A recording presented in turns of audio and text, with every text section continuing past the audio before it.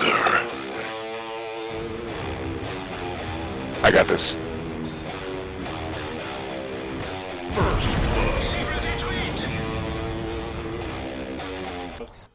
Hey folks, this is ioEther and we're back with some more World of Tanks. As you can see, this is the Danish Bacon. And it is Škoda T50, and this is of course a tier 10 game on Sand River. We also have, what is this nice man's name? Tyrell Stratos, also in the Škoda T50, and so these guys are platooned up and gonna go wreck some face, I'm sure. So this is a 3-round autoloader, so keep that in mind when he's playing. He's going to make some more aggressive moves that would normally leave him out exposed too long, but because he's going to be able to take 1 or 2 or even 3 shots in that time frame, or sorry, 2 or 3 shots in that time frame, then it will be worth his while more often than not. Yeah. Also, while we're getting this replay underway, please do hit that like button if you enjoy this, or if you just want to support the channel while we're getting started. Why not? You can also head on over to my Patreon account, as that's another great way to support the channel. And this channel doesn't have ads; it just no reels or anything like that, pre-reels, post-reels, anything. Just Patreon to support it and fun. And of course, I could use gameplay. So, 9.18, if you had a great game in 9.18, send it on in. I am running dry. So yeah, I definitely want to see the new scout tanks. And, yeah, that's like the biggest thing I really want to see. Anything autoloader-ish, I'll take with joy. Unfortunately, getting hit by the Object 140 and just barely dodging that shot from the IS-7. This position does not look particularly helpful right now. IS-7 getting out of the way. The 140 is just going to sit there by the looks of it and wait for us to pop our head back out now. Danish is going ahead and just reloading. He's hoping by the time he's reloaded, this object is either not here or exposes himself enough that Danish can, you know... Ooh, look at that. So he waited for the object to fire, and then he started moving, and then he actually got lucky and bounced around from the object. So where'd that bounce off of? I don't know. Wait. Oh. Good shooting. 1 into the object, 2 into the object, 1 unfortunately missed. So he's got 2 holes in his tank, but he's only been shot once. So there's that. That's interesting. His buddy is tearing up that RU, and as soon as he loaded, he's going to start tearing up this 140 again. This 140 is going to be hard pressed. Ooh, missing that shot. The 140 misses that shot, and then is going to start taking damage. Yep, so he just punches these through the side. Well, okay, 1 got punched through the side. The other 2 just got eaten by tracks. It is still a Russian tank. It is still going to have decent ability to munch on shells with its tracks, as all Russian tanks do, just by nature of being Russian. Sorry guys. It's been a long day so far. We now have somebody blue. That's amazing. That's great. How did that happen? I don't know, but if someone wants to point it out in the comments, I wasn't paying attention to how. Wait, why is this? I can't keep my settings. That would be just dumb if it just kept my settings. So it looks like he's doesn't care so much about the 140 anymore. He's switching targets. Or is he just switching sides? Just switching sides. So 140 thinks he's gone, and he puts 1 shell into track it, 1 shell into it, and then only unfortunately doing 1 damaging shot to it. But it is down to a 2 shot for him, or a 1 shot for just about everyone else on the board. So Object 140 is going to have to start playing really well. Also, it is currently 3-7, so this game is starting to get out of hand. in not a good direction, and if we're not careful, we're going to lose this thing. One shot into the object 140, and two shots, finally getting it dead. Bouncing the second shot from the Bulldog and dodging a invisible shell from somebody. And he doesn't bother reloading. He's keeping the last shell in the clip. He's going to go around and try and have a go at this IS-7. IS-7 is currently looking at him, so he decides he doesn't really care for that, but he does line up a beautiful shot on the Bulldog and returns some of the damage that he was just dealt. Now he's reloading, and he's going to make it look like he's goaded, so nobody harasses him. Basically, he doesn't want that IS-7 charging him, or anyone else for that matter, while he's reloading.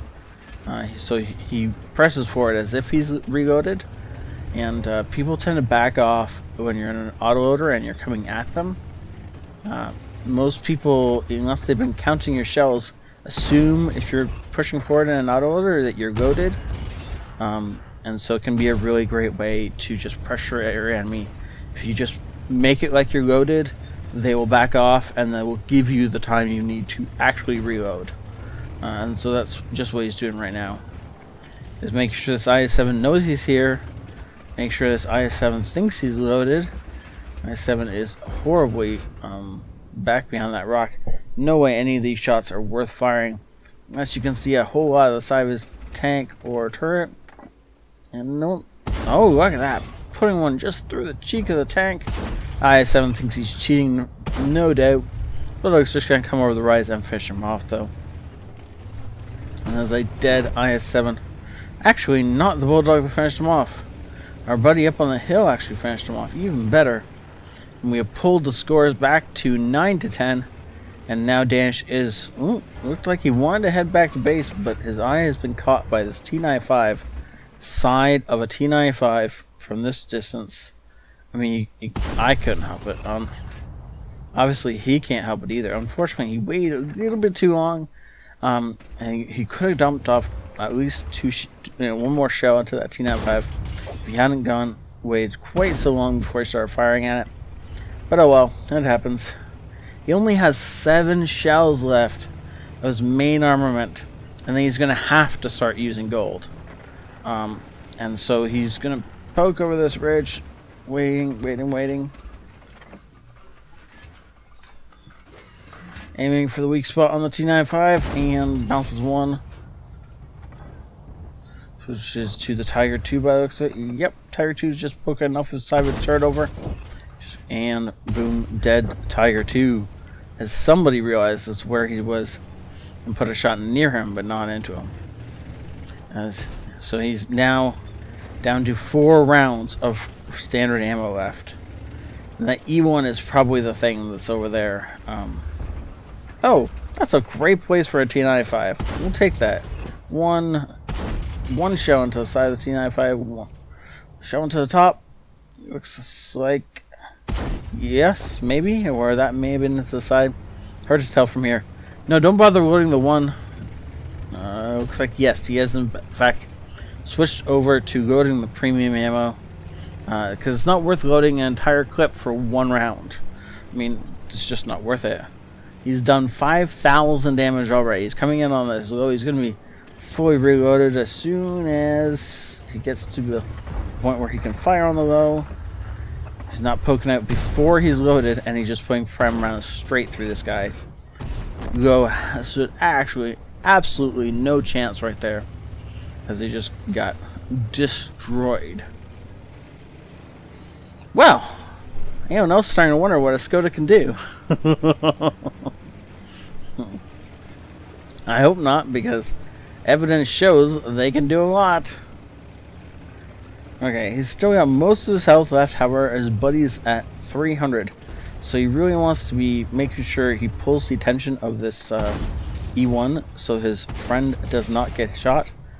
They really, I'm sure, would like to get a brothers in arms as his buddy unloads. There's, of course, Tyrell, sorry. As he comes up, he's going to make sure he's loaded, and then he's just going to pop over this ridge and unload into this poor E1 who can't do anything about this. And see how he's making sure he's not Oh, that was unfortunate. But he put the first 2 rounds into parts that were not tracks. These are heat rounds he's firing. If they hit tracks, they just get absorbed. So he made sure he was hitting flat surfaces, mostly the turret, not the flattest part of the tank, but still he doesn't have enough penetration to just go through those. And he's only got 7 rounds left in the tank. That is not great. It's going to make things a little dicey. They're going to take the long way to get to the grill because they do not want to get spotted and cut it on open ground. Because he will just murder them, so we're just going to speed this up to 8 times. And we're going to go on a little trek.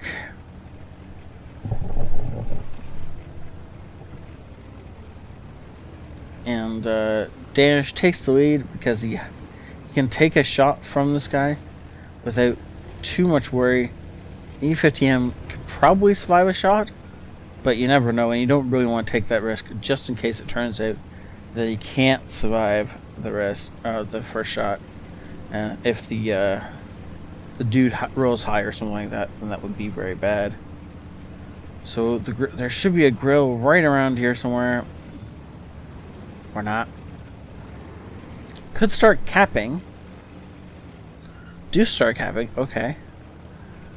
They're just going to cap it out. There's only 2 minutes and 30 seconds left in this game. So they do want to make sure they win. And they cannot chase this guy down forever. That would not end well. 40 seconds left. Where do I think the grill's going to pop up? I think it's going to come from here. That's the sneakiest way into the base. This way, it's just too exposed. So he's either going to pop up here and then try and push his way up, or he's going to appear and try and make this run. Or he's not going to appear at all.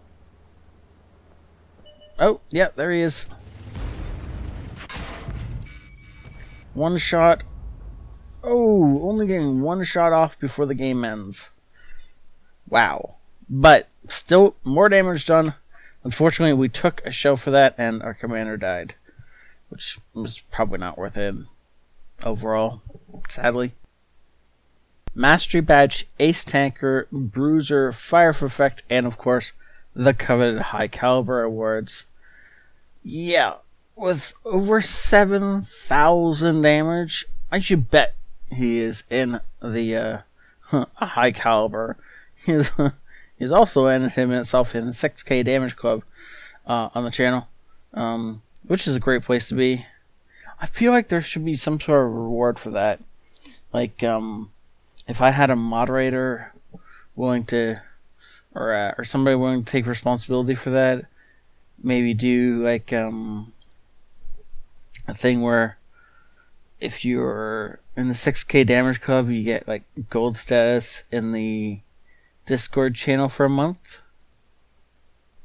That might be something to look into doing. You guys want that? Do you want the guys who are doing really well this month to be highlighted? Or maybe just do like a plays of the month video. I might do that too. Huh. Okay. Well, we'll see. You guys tell me in the comments if you have an opinion one way or the other. Looks like I accidentally cut off how much experience you got for this. Look at that. 7,000 experience. Yeah, that was worth it somehow. Unfortunately, didn't make any money. If some more of those standard rounds had connected and he hadn't had to fire so many gold rounds, then he would have made a lot of money, but oh well. And overall, it was a great game, and it was truly enjoyable to watch this, even if it started out the way it started out. Thank you so much, Bacon, for saying it in. Thank you, everybody, for watching. Please do head over to my Patreon account if you want to support the channel that way, or you can watch me live on Twitch. Links are in the description below, and of course you can hit that like button if you want just one other great way to support the channel. I will see you all next time. This is ioEther out.